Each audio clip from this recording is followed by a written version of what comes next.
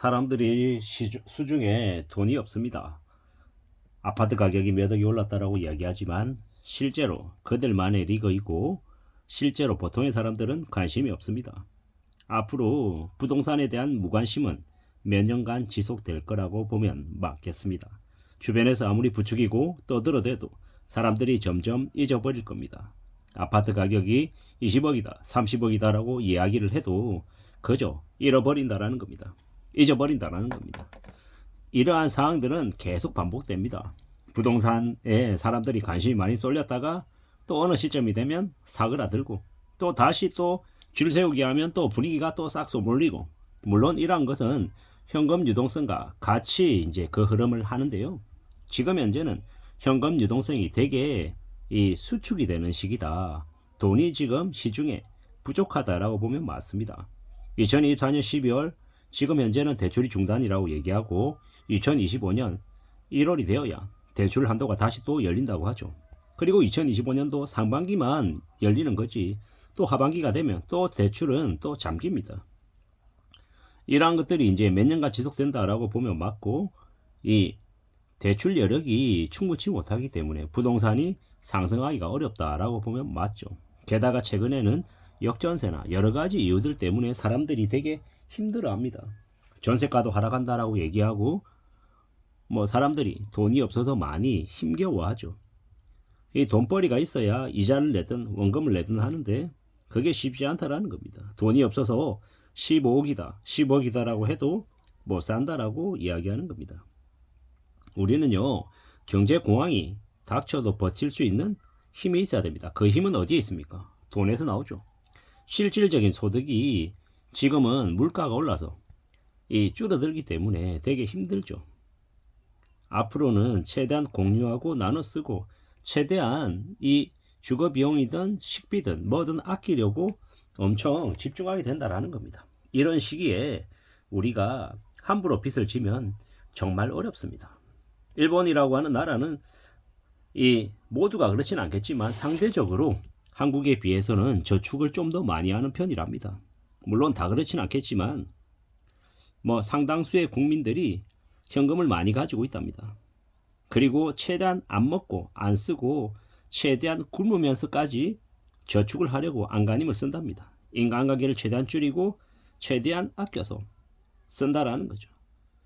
한국이라고 하는 나라는 수입차, 중형차를 끌고 다니지만 일본은 주차비와 자동차 벌금이 감당이 안 돼서 경차를 끌고 다니죠. 일본은 쓸데없는 인간관계도 줄이고 최대한 사람들을 좀 덜 만나며 살죠. 실속 위주죠. 한국은 여전히 일본에 비해서는 과시하고 드러내고 흥청망청거리는 면이 많다라고 봐야 됩니다. 냉정하게 보면 한국이 정말 일본보다 잘 사나 한 번쯤 생각해 볼 필요가 있는 것 같습니다. 이때까지는 절대적으로는 한국이 일본에 비해서 잘 사는 것처럼 많이 보였지만 실제로 과연 그런가는 한번 생각해 볼 필요가 있습니다. 한국이라고 하는 곳에 사는 많은 사람들은 평범한데 보통의 사람들인데 되게 부자인 척하며 허세 부리는 사람들도 많죠. 그런데 점점 이 대출의 부담이 커지게 되면 어떻게 됩니까? 낮에는 대기업 과장, 밤에는 대리운전, 이렇게 투잡을 하지 않으면 안 될 정도다라는 겁니다. 투잡을 해서 돈을 더 번다고 하지만 실제로는 이자 부담이 그만큼 더 올랐기 때문에 투잡을 안 할 수 없는 그런 지경까지 내몰린 사람들이 많다라는 겁니다.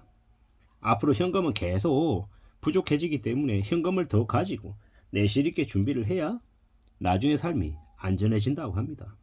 허세 부리는 것도 줄이고요.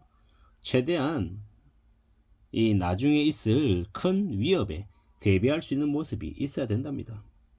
우리가 그렇게 살아야 그래야 삶이 지켜진다라는 겁니다. 항상 소득이 제일 필요하죠. 그래야 삶이 나아지는 것 같습니다. 누가 그런 얘기를 하더라고요. 한국에 있는 사람들의 80% 이상이 수중에 현금 500만 원 없다고 그런 얘기를 하더라고요. 물론 이 퍼센테이지가 정확한지는 사실 잘 모릅니다. 저도 건너들은 얘기이기 때문에. 근데 이제 빚 없이 예금을 가지고 있는 사람도 이 10%가 채 안 된다고 하더라고요.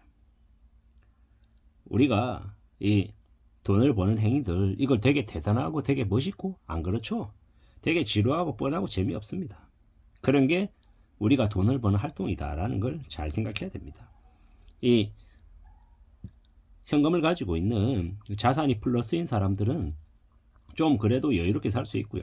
빚이 있는 사람들, 대출이 있는 사람들은 항상 대출 독촉이나 이런 것들을 많이 받으며 살면 이 예민해질 수밖에 없고 눈치를 볼 수밖에 없고 항상 쫓기는 모습을 아마 가질 수밖에 없겠다라는 겁니다. 저도 통장에 잔고가 많으면 많을수록 제 자신감이나 제 여유가 더 생기는 것 같습니다.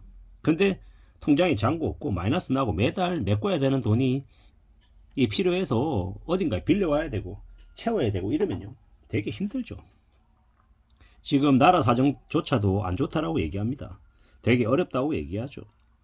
나라도 부채가 심해서 난리라고 하고 기업도 마찬가지라고 하고 가게들도 같이 어렵다라고 얘기합니다. 이런 상황에서 우리가 안전하게 살려면 어떻게 해야 되겠습니까? 안전하게 사는 길은 어디에서 오겠습니까? 잘 생각해 볼 필요가 있다라는 겁니다. 좀 더 대비하고 대응할 필요가 있겠다라는 겁니다.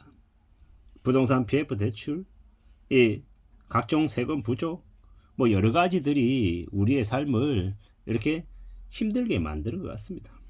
그래서 어떻게 해야 되겠습니까? 빚을 지려하지 않고 최대한 현금성 자산을 좀 더 늘려가고 최대한 돈을 모을 궁리를 하는 게 좋겠습니다. 제일 좋은 새 아파트에 살고 있는데 밥도 제대로 못 먹고 외식도 못 시키고 자꾸 통장 잔고 확인하고 되게 불안해하며 살면 그게 제대로 된 삶이 되겠냐라는 겁니다. 지금 우리는 냉정하게 생각하고 주식이나 부동산 투자도 좀 정말 공부를 열심히 해서 잘하지 않으면 좀 고려해 볼 필요가 있다는 겁니다. 잘 모르는데 그냥 무작정 뛰어 들어가서 돈 많이 벌 거라는 기대는 하면 안 되겠다라는 겁니다. 냉정하게 살고 좀 조심할 필요가 있겠다라는 겁니다. 너무 비싼 집값을 감당할 수 없는데도 무리하게 사는 사람들, 그들은 나중에 되게 힘겨운 상황을 맞을 수밖에 없다라는 겁니다. 명심해야 됩니다. 지금은요 1991년에 일본 부동산 대폭락 직전하고 비슷한 느낌이라고 합니다. 물론 딱 비슷하지 딱 똑같지는 않겠지만 이러한 메시지들, 이러한 이야기들이 나오고 있다라는 걸 우리는 마음 깊이 잘 생각해 볼 필요가 있습니다. 함부로 욕심을 부리거나 함부로 경거망동해서는 안 된다라는 겁니다. 좀 더 안전하게 살 궁리를 하는 게 더 필요하다라고 말씀을 좀 드리고 싶습니다. 우리는 함부로 집에 올인해서는 안 되겠습니다. 현금성 자산과 부동산과 여러 가지를 좀 분산해서 가져갈 필요가 있겠다라는 말씀을 드립니다. 이상입니다.